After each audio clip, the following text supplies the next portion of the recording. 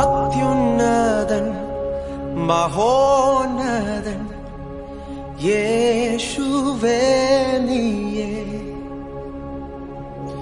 മാനവും മഹത്വവും നിനക്കു മാത്രമേ. അത്യുന്നതൻ മഹോന്നതൻ യേശുവേ നീയേ, മാനവും മഹത്വവും നിനക്കു മാത്രമേ. ആദ്യം മുതലുള്ളതും ഞങ്ങൾ കേട്ടതും സ്വന്തം കണ്ണുകൊണ്ട് കണ്ടതും ഞങ്ങൾ നോക്കിയതും ഞങ്ങളുടെ കൈ തൊട്ടതുമായ ജീവന്റെ വചനം സംബന്ധിച്ച്. അപ്പോൾ യോഹന്നാൻ പറയുക, ദേ അതുവിധം പറഞ്ഞ് വെറുതെ മനുഷ്യനെ വിഷമിപ്പിക്കല്ലോ കേട്ടോ. നിങ്ങൾ പറഞ്ഞെന്തോ ഓപ്റ്റിക്കൽ ഇല്യൂഷനോ? എടാ, ഈ ഓപ്റ്റിക്കൽ ഇല്യൂഷൻ ഞങ്ങൾ കേട്ടതും അവൻ്റെ ശബ്ദം ഞങ്ങൾ കേട്ടു, അവനെ ഞങ്ങളുടെ സ്വന്തം കണ്ണുകൊണ്ട് കണ്ടു, ഞങ്ങൾ നോക്കി എന്ന് തന്നെയല്ല, തൊട്ടും നോക്കിയെന്ന്. യോഹന്നാൻ പറയാ, എൻ്റെ അടുത്താണോ പറയുന്നത് ഓപ്റ്റിക്കൽ ഇല്യൂഷൻ എന്ന്? ഞാനവൻ്റെ മാറിൽ ചാരി കിടന്നതാ. തോമസ് പറയുക, അവൻ്റെ കൈവിരലുകളിൽ ഞാൻ ആണിപ്പഴുതിട്ടതാ, ശരീരമില്ലെന്ന്. എന്ത് നിങ്ങൾ ഈ പറയുന്നത്? ഇല്ലേ? അപ്പോൾ ദുരുപദേശക്കാരൻ അതും ഇതും പറയുന്നത് നമ്മൾ വിശ്വസിക്കരുത്. അപ്പോസ്തലന്മാരുടെ കാലയളവിൽ ദുരുപദേശക്കാരെ ഖണ്ഡിക്കുവാൻ വേണ്ടിയാണ് വാസ്തവത്തിൽ പല ലേഖനങ്ങളും അവരെഴുതുന്നത് പോലും. യേശു ഭൂമിയിലേക്ക് വന്ന, അതായത് ദൈവമായ യേശു മനുഷ്യനായി ഭൂമിയിലേക്ക് വന്ന ആ ചരിത്രം, അത് ബേസിക്കലി നമ്മൾ പറഞ്ഞു കഴിഞ്ഞാൽ അത് റെവലേഷനിലൂടെ മാത്രമേ നമുക്ക് ഗ്രഹിക്കാൻ കഴിയൂ. വെളിപ്പാടിലൂടെയാണ് നമ്മളിത് അറിയുന്നത്. അത് യുക്തിപരമായി അനലൈസ് ചെയ്യേണ്ട ഒരു കാര്യമായിട്ട് അല്ല. കാരണം ഈ ദൈവം മനുഷ്യനായ ശരീരം ധരിച്ച ആ ഒരു കാര്യം യുക്തിയിൽ ഗ്രഹിക്കാൻ കഴിയുന്ന കാര്യമല്ല, യുക്തിയിൽ ഗ്രഹിക്കേണ്ട കാര്യവുമില്ല. കാരണം ഇതൊരു ആത്മീക യാഥാർത്ഥ്യമാണ്. അതുകൊണ്ട് ആത്മീകമായി നമ്മൾ ഇതിനെ മനസ്സിലാക്കിയാലേ കഴിയൂ. ഇനി ഈ യേശു ജഡാവതരണം ചെയ്ത് ഭൂമിയിലേക്ക് വന്നത് എന്തിനാണ്? ഒന്ന്, ദൈവത്തെ വെളിപ്പെടുത്താനാണ്. രണ്ട്, മനുഷ്യനെ വീണ്ടെടുക്കാനാണ്. ദൈവത്തെ വെളിപ്പെടുത്താനും മനുഷ്യനെ വീണ്ടെടുക്കാനുമാണ് യേശു ഭൂമിയിലേക്ക് വന്നത്. ദൈവത്തെ വെളിപ്പെടുത്തേണ്ടത് കൊണ്ടാണ്, അല്ലെങ്കിൽ ഈ രണ്ട് യേശുവിൻ്റെ മിഷൻ, ഒന്ന് ദൈവത്തെ വെളിപ്പെടുത്തണം, രണ്ട് മനുഷ്യനെ വീണ്ടെടുക്കണം. ഈ രണ്ട് കാര്യങ്ങൾ നടക്കണമെങ്കിലും യേശുവിന് ജഡാവതരണം ചെയ്താലേ പറ്റുമായിരുന്നുള്ളൂ. ശരീരം ധരിക്കേണ്ടത് ആവശ്യമായിരുന്നു. ഞാൻ പറഞ്ഞ മനസ്സിലാക്കണം. ദൈവത്തെ വെളിപ്പെടുത്തണമെങ്കിലും മനുഷ്യനെ വീണ്ടെടുക്കണമെങ്കിലും യേശുവിന് ശരീരം ധരിക്കേണ്ടത് ആവശ്യമായിരുന്നു. അവിടുന്ന് ശരീരം ധരിച്ചതിനെ അനലൈസ് ചെയ്യാനുള്ള കപ്പാസിറ്റി ഒന്നും എൻ്റെ ബ്രെയിനിലില്ല. പക്ഷേ അവിടുന്ന് ശരീരം ധരിച്ചു, അത് ഞാൻ വെളിപ്പാടിലൂടെ അറിയുന്നു. ആ വെളിപ്പാട് ദൈവത്തിൻ്റെ തിരുവചനത്തിലെ വെളിപ്പാടാണ്. അത് നമുക്ക് ബോധ്യപ്പെടുത്തുന്നത് പരിശുദ്ധാത്മാവാണ്. അതുകൊണ്ട് ശരീരധാരണം എന്ന് പറയുന്നത് അനിവാര്യമായ ഒരു കാര്യമായിരുന്നു എന്നാണ് നമുക്ക് മനസ്സിലാക്കാൻ കഴിയുന്നത്. അനിവാര്യമായ ഒരു കാര്യമായിരുന്നു. എബ്രായ ലേഖനം 2-ാം അധ്യായം അതിൻ്റെ 14 മുതലുള്ള വാക്യങ്ങൾ വായിക്കുമ്പോൾ അവിടെ എബ്രായ ലേഖനകാരൻ പറയുന്നു, മക്കൾ ജഡരക്തങ്ങളോട് കൂടിയവർ ആകൊണ്ട് അവനും അവരെ പോലെ ജഡരക്തങ്ങളോട് കൂടിയവനായി. അപ്പം എന്തുകൊണ്ടാണ് യേശു ജഡരക്തങ്ങളോട് കൂടിയവനായത് എന്ന് എബ്രായ ലേഖനകാരൻ പറയുന്നു? കാരണം അവൻ ആരെ വീണ്ടെടുക്കാനാണ് വന്നത്? നമ്മളെ. നമ്മുടെ പ്രത്യേകത എന്താ? നമുക്ക് ജഡരക്തങ്ങളുണ്ട്, നമുക്ക് ശരീരമുണ്ട്. നമുക്ക് ശരീരമുള്ളത് കൊണ്ട് നമ്മളെ വീണ്ടെടുക്കുവാൻ ദൈവം ഭൂമിയിലേക്ക് വന്നപ്പോൾ നമ്മളെപ്പോലെ ജഡരക്തങ്ങളോട് കൂടിയവനായി.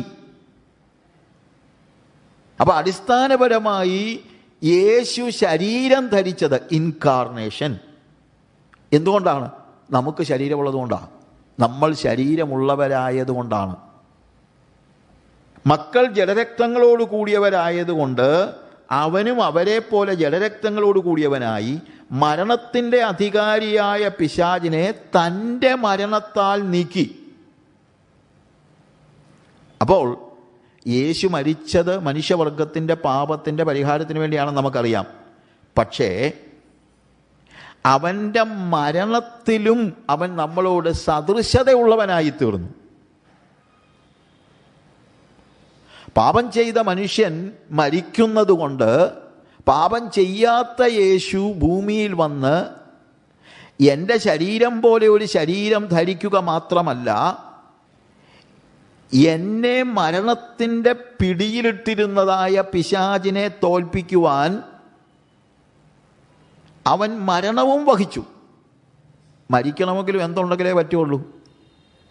ശരീരം വേണം. നോക്ക്, അങ്ങനെ യേശു ഭൂമിയിലേക്ക് വന്നപ്പോൾ മനുഷ്യനെ പോലെ ശരീരം ധരിച്ചു. അത് യേശുവിൻ്റെ ചോയ്സാണ്. മറ്റൊരു കാര്യം കൂടെ ഉണ്ട്. യേശു ശരീരം ധരിച്ചു വന്നതുകൊണ്ടാണ് യേശുവിന് ദൈവത്തെ വെളിപ്പെടുത്താൻ പറ്റിയത്. ദൈവം എങ്ങനെയുള്ളവനാണെന്നുള്ളത് ഞാൻ അറിയുന്നത് യേശു ശരീരം ധരിച്ച് ഈ ഭൂമിയിൽ ജീവിച്ചത് കൊണ്ടാണ്. ഇല്ലെങ്കിൽ കുറച്ച് പ്രസ്താവനകൾ കൊണ്ടൊക്കെ പ്രവാചകന്മാരൊക്കെ ചെയ്ത യേശുവിന് ദൈവത്തെ വെളിപ്പെടുത്താൻ പ്രവാചകന്മാരൊക്കെ പരിശ്രമിച്ചത് നമ്മൾ കാണുന്നുണ്ട്. എന്നാൽ ആ പ്രസ്താവനകളിലൂടെ അല്ല നമ്മൾ ദൈവത്തെ അറിയുന്നത്. എബ്രായ ലേഖനം നമ്മൾ വായിക്കുമ്പോൾ അതിൻ്റെ 1-ാമത്തെ അധ്യായത്തിൽ തന്നെ ദൈവം പണ്ട് ഭാഗമായിട്ടും വിവിധമായിട്ടും പ്രവാചകന്മാർ മുഖാന്തരം പിതാക്കന്മാരോട് അരുളി ചെയ്തിട്ട് ഈ അന്ത്യകാലത്ത് പുത്രൻ മുഖാന്തരം നമ്മോട് അരുളി ചെയ്തിരിക്കുന്നു. അവനെ താൻ സകലത്തിനും അവകാശിയാക്കി വെച്ചു. അവൻ മുഖാന്തരം ലോകത്തെയും ഉണ്ടാക്കി. അവനവൻ്റെ തേജസ്സിൻ്റെ പ്രഭയും തത്വത്തിൻ്റെ മുദ്രയും സകലത്തെയും തൻ്റെ ശക്തിയുള്ള വചനത്താൽ വഹിക്കുന്നവനുമാകൊണ്ട് പാപങ്ങൾക്ക് പരിഹാരം ഉണ്ടാക്കിയ ശേഷം ഉയരത്തിൽ മഹിമയുടെ വലഭാഗത്തിരിക്കുകയും. ആ വാക്യങ്ങൾ വായിക്കുക. അവിടെ തുടങ്ങിയിരിക്കുന്ന കാര്യം എന്താണ്? ദൈവം പണ്ട് ഭാഗമായിട്ടും വിവിധമായിട്ടും പ്രവാചകന്മാർ മുഖാന്തരം അരുളി ചെയ്തു.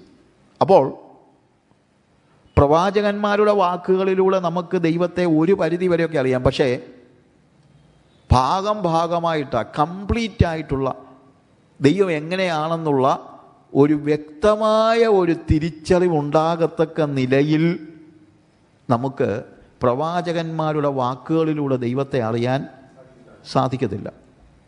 എന്നിട്ട് ഈ അന്ത്യകാലത്ത് പുത്രൻ മുഖാന്തരം നമ്മോട് അരുളി ചെയ്തിരിക്കുന്നു. പുത്രൻ വന്ന് നമ്മളോട് സംസാരിക്കുകയാണ്. ആ പുത്രൻ വന്ന് നമ്മളോട് സംസാരിക്കുമ്പോൾ പുത്രന് ദൈവത്തെ അറിയാവുന്നത് പോലെ പ്രവാചകന്മാർക്ക് അറിയത്തില്ല. നമ്മൾ യോഹന്നാൻ്റെ സുവിശേഷത്തിലാണെങ്കിലും അതിൻ്റെ 1-ാം അധ്യായത്തിൽ അതിൻ്റെ 18-ാമത്തെ വാക്യം നമ്മൾ വായിക്കുമ്പോൾ ദൈവത്തെ ആരും ഒരു നാളും കണ്ടിട്ടില്ല. പിതാവിൻ്റെ മടിയിലിരിക്കുന്ന ഏകജാതനായ പുത്രൻ അവനെ വെളിപ്പെടുത്തിയിരിക്കുന്നു. അല്ലെ, യെശയ്യാവ് ദൈവത്തെ ദർശനത്തിൽ കണ്ട കാര്യം യെശയ്യാവ് എഴുതി വെച്ചു. നമുക്കത് വളരെ നന്നായിട്ട് കുറച്ചൊക്കെ മനസ്സിലാകും. പക്ഷേ ഒരു ദർശനത്തിൽ കണ്ടതുപോലെ അല്ല യേശു നമ്മളോട് പിതാവിനെക്കുറിച്ച് പറയുന്നത്. പിതാവിനെ, ദൈവത്തെ ആരും ഒരു നാളും കണ്ടിട്ടില്ല. പിതാവിൻ്റെ മടിയിലിരിക്കുന്ന ഏകജാതനായ പുത്രൻ, ഈ പുത്രന് പറയാൻ കഴിയുന്നത് പോലെ ആർക്കെങ്കിലും പിതാവിനെക്കുറിച്ച് പറയാൻ കഴിയുമോ? ഇല്ല. ഞാൻ പറഞ്ഞ മനസ്സിലാക്കണം. അങ്ങനെ ഈ പുത്രൻ പറയുന്നത് കേട്ടാണ് നമുക്ക് പിതാവിനെ ഒരു പരിധി വരെ മനസ്സിലാക്കാൻ കഴിഞ്ഞത്. എന്നാൽ അവിടെയും നമ്മൾ മനസ്സിലാക്കണം, വാക്കുകളിലൂടെയുള്ള വെളിപ്പാട് മാത്രമല്ല. എബ്രായ ലേഖനത്തിലേക്ക് വരുമ്പോൾ അവിടെ നമ്മൾ കണ്ടത് 1-ാം അധ്യായത്തിൽ തന്നെ ഈ അന്ത്യകാലത്ത് പുത്രൻ മുഖാന്തരം നമ്മൾ അരുളി ചെയ്തിരിക്കുന്നു. അവനെ താൻ സകലത്തിനും അവകാശിയാക്കി വെച്ചു. അവൻ മുഖാന്തരം ലോകത്തെ ഉണ്ടാക്കി. അവൻ അവൻ്റെ തേജസ്സിൻ്റെ പ്രഭയും തത്വത്തിൻ്റെ മുദ്രയും. നോക്കുക, രണ്ട് കാര്യങ്ങൾ അവിടെ പറഞ്ഞിരിക്കുന്നത്. He's the exact resemblance of God's glory and the very stamp of his nature. Exact resemblance of God's glory. യോഹന്നാന്റെ സുവിശേഷത്തിൽ 1-ാം അധ്യായത്തിൻ്റെ തന്നെ 14-ാമത്തെ വാക്യം വായിക്കുമ്പോൾ അവിടെ യോഹന്നാനും പറയുന്നുണ്ട്, വചനം ജഡമായി തീർന്നു, കൃപയും സത്യവും നിറഞ്ഞവനായി നമ്മുടെ ഇടയിൽ പാർത്തു, ഞങ്ങൾ അവൻ്റെ തേജസ് പിതാവിൽ നിന്ന് ഏകജാതനായവൻ്റെ തേജസ്സായി കണ്ടു. എന്ന് വെച്ച് കഴിഞ്ഞാൽ നമ്മൾ നേരത്തെ വായിച്ചല്ലോ, എന്താ, പിതാവിൻ്റെ മടിയിലിരിക്കുന്ന പുത്രൻ നമ്മളെ വെളിപ്പെടുത്തിയിരിക്കുന്നു എന്ന് പറയുമ്പോൾ വാക്കുകൾ കൊണ്ട് മാത്രമല്ല, കാഴ്ച കൊണ്ടും നമ്മൾ കാണുകയാണ്. യോഹന്നാൻ പറയാണ്, ഞങ്ങൾ അവൻ്റെ തേജസ് പിതാവിൽ നിന്നുള്ള ഏകജാതനായവൻ്റെ തേജസ്സായി കണ്ടിരിക്കുന്നു. ഇല്ലേ, പിതാവിൽ നിന്നുള്ള ഏകജാതനായവൻ്റെ തേജസ്സായി കണ്ടിരിക്കുന്നു. He's the exact resemblance of God's glory. ദൈവത്തിൻ്റെ തേജസ് എന്താണെന്ന് അറിയണമെങ്കിൽ ആരെ നോക്കിയാൽ മതി? യേശുവിനെ നോക്കിയാൽ മതി. കാര്യം എക്സാക്റ്റ് റിസംബ്ലൻസ് ആണ്. ദൈവത്തെ ആരും ഒരു നാളും കണ്ടിട്ടില്ല. അപ്പോൾ ദൈവത്തിൻ്റെ തേജസ് കാണാനുള്ള മാർഗം എന്താ? യേശുവിനെ നോക്കുക. ഇനി is the very stamp of his nature. ഈ സ്റ്റാമ്പ് എന്ന് പറയുന്നത് നമ്മുടെ ഈ മുദ്ര, നമ്മൾ പറയുന്ന റബ്ബർ സ്റ്റാമ്പ് എന്നൊക്കെ കൂട്ടിക്കോ, അല്ലെങ്കിൽ ഒരു seal. And he is the exact resemblance of God's glory and the very stamp of his nature. അവൻ്റെ സ്വഭാവത്തിൻ്റെ സ്റ്റാമ്പ്. ഇപ്പോൾ ഈ മുദ്രയുടെ ഒരു പ്രത്യേകത ഉണ്ടല്ലോ, റബ്ബർ സ്റ്റാമ്പ് ആണെങ്കിലും അതിൻ്റെ അകത്തെ ഇമേജ് മിറർ ഇമേജാണ്. നമ്മൾ വായിച്ചു കഴിഞ്ഞാൽ വലിയ പാടാണ് കണ്ട് വായിക്കാനായിട്ട്. കാര്യം എന്തുവാ, അതിനകത്ത് എഴുതിയിരിക്കുന്നത് മിറർ ഇമേജിലാണ്. അപ്പോൾ അതുകൊണ്ട് മുദ്ര നോക്കി നമുക്ക് പല കാര്യങ്ങളും വായിക്കാനായിട്ട് കഴിയില്ല. വായിച്ചാൽ ചിലപ്പോൾ തെറ്റിച്ചെന്നിരിക്കും. നമ്മൾ ചിലപ്പം സിക്ക് പകരം അല്ലെങ്കിൽ ഡബ്ല്യുവിന് പകരം എം എന്നൊക്കെ നമ്മൾ വായിച്ചെന്നിരിക്കും. കാര്യം റിസംബ്ലൻസ് വേറൊരു രീതിയിലാണ്. ഇത് ശരിയായിട്ട് വായിക്കാനുള്ള മാർഗം എന്നാന്ന് ചോദിച്ചു കഴിഞ്ഞാൽ, ഈ സ്റ്റാമ്പ് എടുത്തൊരു കടലാസിലോട്ട് അങ്ങ് പതിച്ചാൽ മതി. പതിച്ചു കഴിഞ്ഞാൽ പിന്നെ നമുക്കിങ്ങനെ നോക്കി കൂളായിട്ട് വായിക്കാം. ഇവിടെ എബ്രായ ലേഖനകാരൻ പറയുന്നത്, ദൈവം എങ്ങനെയുള്ളവനാണെന്നറിയാൻ പഴയ നിയമത്തിലെ പ്രവാചകന്മാരൊക്കെ ഇങ്ങനെ കഷ്ടപ്പെട്ട് മിറർ ഇമേജ് നോക്കിയൊക്കെ നമുക്ക് ചില കാര്യങ്ങളൊക്കെ പറഞ്ഞു തന്നു. എന്നാൽ ഈ അന്ത്യകാലത്ത് എന്ത് ചെയ്തു? പുത്രൻ അവൻ്റെ very stamp of his nature, പിതാവ് എങ്ങനെയുള്ളവനാണെന്നറിയാൻ ദൈവം എന്ത് ചെയ്യുന്നറിയാമോ? അത് ഒരു മുദ്ര കടലാസിലോട്ട് പതിക്കുന്നത് പോലെ ദൈവം അവൻ്റെ സ്വരൂപത്തെ ഒരു ശരീരത്തിലേക്ക് പതിച്ചു വെച്ചു. ഇപ്പോൾ ഉള്ള പ്രത്യേകത എന്താ? ദൈവം എങ്ങനെയുള്ളവനാണെന്നറിയാൻ നമ്മൾ ഒത്തിരി കഷ്ടപ്പെടേണ്ട കാര്യമില്ല. യേശുവിനെ നോക്കിയാൽ മതി. യേശുവിനെ നോക്കിയാൽ യേശു എങ്ങനെ ജീവിച്ചോ, യേശു എന്ത് ചെയ്തോ, യേശുവിൻ്റെ സ്വഭാവം എന്താണോ അതെല്ലാം ദൈവത്തിൻ്റെയാണ്. കാര്യം ദൈവത്തിൻ്റെ സ്വഭാവവും ദൈവികതയും എല്ലാം എന്ത് സംഭവിച്ചിരിക്കുക? ആ ശരീരത്തിൽ പതിഞ്ഞിരിക്കുകയാണ്. അതുകൊണ്ടാണ് വചനം ജഡമായി തീർന്നു എന്ന് പറയുന്നത്. Is the exact resemblance. അപ്പോൾ യേശു ഭൂമിയിലേക്ക് വന്നതിൻ്റെ ഒരു പ്രധാനപ്പെട്ട ഉദ്ദേശ്യം എന്ന് പറയുന്നത് ദൈവം എങ്ങനെയുള്ളവനാണെന്നുള്ളത് നമുക്ക് വെളിപ്പെടുത്തപ്പെട്ട് കിട്ടണം. അത് വെളിപ്പെടുത്തപ്പെട്ട് കിട്ടി. എങ്ങനെ? യേശുവിനെ നോക്കിയാൽ മതി. Look at Jesus. How can you know how God is? ദൈവം എങ്ങനെയുള്ളവനാണെന്ന് എങ്ങനെ അറിയാൻ പറ്റും? Just look at Jesus. യേശു എന്ത് ചെയ്യുമോ അതാണ് ദൈവം ചെയ്യുന്നത്. അങ്ങനെ ദൈവം യേശു ഭൂമിയിലേക്ക് വന്നത് ഒന്ന് ദൈവത്തെ വെളിപ്പെടുത്താനാണ്. ആ വെളിപ്പാട് നമുക്ക് അനിവാര്യമായിരുന്നു. നമുക്ക് പഴയ നിയമത്തിലൊന്നും അത്രയും അറിയത്തില്ലായിരുന്നു. അവൻ ദൈവം തന്നെയാണ്. അവൻ നമുക്ക് ചില കാര്യങ്ങൾ, ഇപ്പം യോഹന്നാൻ്റെ സുവിശേഷം വായിക്കുമ്പോഴും അതിൻ്റെ 1-ാം അധ്യായത്തിൽ അതിൻ്റെ 17-ാമത്തെ വാക്യത്തിൽ വായിക്കുന്ന ഒരു കാര്യമുണ്ട്. ഇതൊക്കെ ഞാൻ പറഞ്ഞത് ചില ദുരുപദേശക്കാർ പലരും പറയുന്ന കാര്യങ്ങളുമായിട്ട് അത് നമ്മൾ ശ്രദ്ധിക്കേണ്ടത് കൊണ്ടാണ്. 16-ാമത്തെ വാക്യത്തിൽ അവൻ്റെ നിറവിൽ നിന്ന് നമുക്കെല്ലാവർക്കും കൃപമേൽ കൃപ ലഭിച്ചിരിക്കുന്നു. ന്യായപ്രമാണം മോശ മുഖാന്തിരം വന്നു, കൃപയും സത്യവും യേശു ക്രിസ്തു മുഖാന്തിരം വന്നു. മലയാളത്തിൽ എഴുതിയിരിക്കുന്ന രണ്ടും മുഖാന്തിരം എന്നാണ്. ന്യായപ്രമാണം മോശ മുഖാന്തിരം വന്നു, കൃപയും സത്യവും യേശു ക്രിസ്തു മുഖാന്തിരം വന്നു. എന്നാൽ ഈ മുഖാന്തിരം എന്ന് പറയുന്ന വാക്ക് ഒറിജിനൽ ടെക്സ്റ്റിൽ രണ്ടായിട്ടാണ് ഉപയോഗിച്ചിരിക്കുന്നത്. ന്യായപ്രമാണം മോശ മുഖാന്തിരം, it was given through Moses. മോശയിലൂടെ ലഭിച്ചു. കൃപയും സത്യവും അവിടെ കെയിം ത്രൂ ജീസസ് എന്ന് എഴുതിയാലും ഗിവൺ എന്ന വാക്ക്, മോശയുടെ കാര്യത്തിൽ പറഞ്ഞത് ഗിവൺ എന്ന വാക്ക് വന്നു എന്ന് എഴുതിയിരിക്കുന്നത് ഡിഡോമായി എന്ന് പറയുന്ന ഒരു വാക്കാണ്. അതിൻ്റെ യഥാർത്ഥത്തിലുള്ള അർത്ഥം ഡെലിവേർഡ് ത്രൂ മോസസ് എന്നാണ്. മോശയിലൂടെ നൽകപ്പെട്ടു. അപ്പോൾ ന്യായപ്രമാണം മോശയിലൂടെ നൽകപ്പെട്ടു. എന്നാൽ കൃപയും സത്യവും അവിടെ കെയിം എന്ന വാക്ക് എഴുതിയിരിക്കുന്നത് ജിനോമായി എന്നാണ്. മറ്റേ ഡിഡോമായി ആണ്, ഇത് ജിനോമായി. ഗ്രീക്കൊന്നും പഠിക്കാൻ വേണ്ടിയല്ല, എങ്കിലും അതിൻ്റെ ഡിഫറൻസ് മനസ്സിലാക്കാനാണ്. ജിനോമായി എന്ന് പറഞ്ഞാൽ ഉത്ഭവിച്ചു എന്നാണ് അർത്ഥം. Came into being, generated എന്നുള്ള അർത്ഥമാണ്. കൃപയും സത്യവും യേശുവിൽ നിന്ന് ഉത്ഭവിച്ചെന്നാണ്. മറ്റേത് മോശ കൊണ്ടുവന്നു, പക്ഷേ ഇത് യേശുവിൽ നിന്ന് ഉത്ഭവിച്ചു. അത് നിങ്ങൾ മനസ്സിലാക്കണം. മറ്റേത് കൊണ്ടുവന്നതേ ഉള്ളൂ. അല്ലാതെ ഞാൻ ലണ്ടനിലുണ്ടായിരുന്നപ്പം ഈ പിള്ളേർക്ക് വേണ്ടി ഒരു ക്ലാസ് എടുക്കാമായിരുന്നു. കൊച്ചു പിള്ളേരാണ്. അപ്പോൾ കൊച്ചു പിള്ളേരെന്ന് പറഞ്ഞാൽ സ്കൂളിൽ പഠിക്കുന്ന ചെറിയ സ്കൂളിൽ പഠിക്കുന്ന പിള്ളേരാണ്. അപ്പോൾ ഒരു 11 വയസ്സല്ലോ ഉള്ള ഒരു ചെറുക്കൻ, ഒരു മോനെ എന്നോട് ചോദിച്ചു, uncle, Moses was the lawgiver. Jesus was not the lawgiver. So naturally, Moses should be greater than Jesus, right? മോശ ന്യായപ്രമാണ ദാതാവാണ്. യേശു അങ്ങനെ ന്യായപ്രമാണ ദാതാവല്ലല്ലോ. അപ്പം യേശുവിനേക്കാൾ വലിയ ആളല്ലേ മോശ? ഒരു ശരിക്കും കൺഫ്യൂഷൻ ഉണ്ടാക്കുന്ന ഒരു ചോദ്യമാണ്.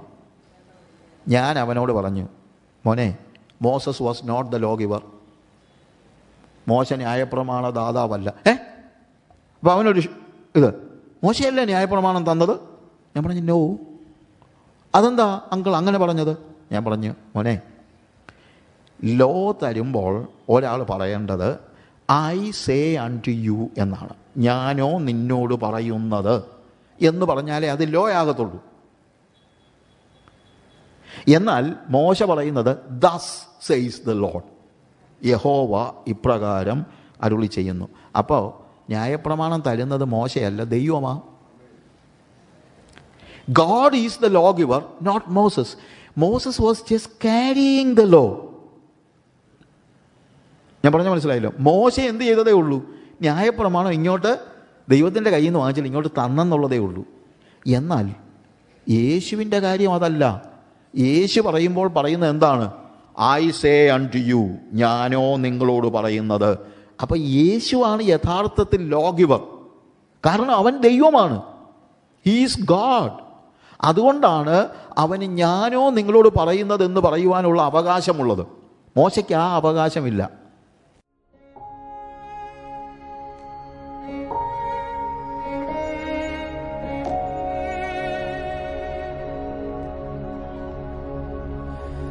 അത്യുന്നതൻ മഹോന്നതൻ യേശുവേ നീയേ, മാനവും മഹത്വവും നിനക്കു മാത്രമേ. അത്യുന്നതൻ മഹോന്നതൻ യേശുവേ നീയേ, മാനവും മഹത്വവും നിനക്കു മാത്രമേ. മിത്രമേഷു എന്റെ ദേവാദിദേവനേഷു, നിത്യനാം ദൈവമേഷു എന്റെ രാജാതിരാജനേഷു. പാടിടും ഞാൻ ഘോഷിക്കും നിന്നാമം എത്ര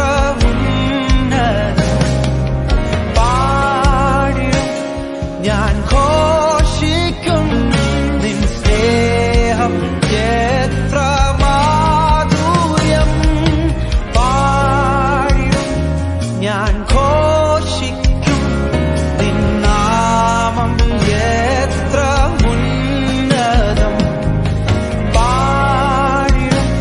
ഞാൻ